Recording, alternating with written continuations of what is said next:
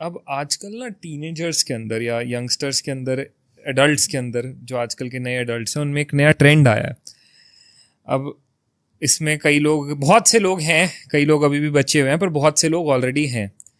That is casual relationships, या किसी से भी मिले, कुछ दिन बात करी, उसके साथ फिजिकल हो गए।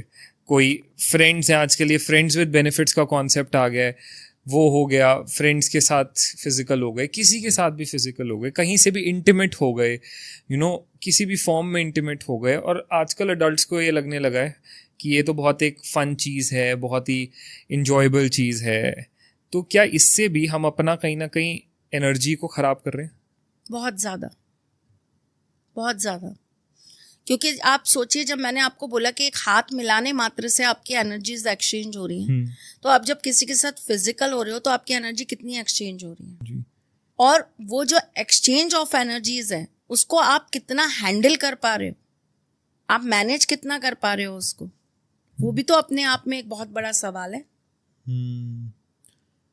क्योंकि ऐसा होता है ना कि जैसे आपने बताया कि ये बहुत ज़्यादा एनर्जी एक्सचेंज और एनर्जी में डेविएशन ये चीज़ लेकर आती है। अब मान लो किसी के एक्चुअल एनर्जी बहुत अच्छी है या उसके आगे चीज़ें अच्छी ही होनी है, बट अगर वो ऐसे बहुत कैजुअल किसी के साथ भी इन फिजिकल चीज़ों में इन्वॉल्व हो जाता है, तो क्या वो कहीं ना कहीं अपना आगे की अचीवमेंट्स भी जो उसको मिलनी थी या जो आगे का एक स्मूदर लाइफ कर लेता है। शुक्र आपकी कुंडली के अंदर, स्पेशली मैं लड़कों की बात कर रही हूँ, लड़कियों की नहीं। शुक्र आपकी कुंडली के अंदर जिस जगह पर प्लेस्ड है, वो उस जगह से आपको किन चीज़ों से वंचित कर देगा, आपके इन कर्मों की वजह से।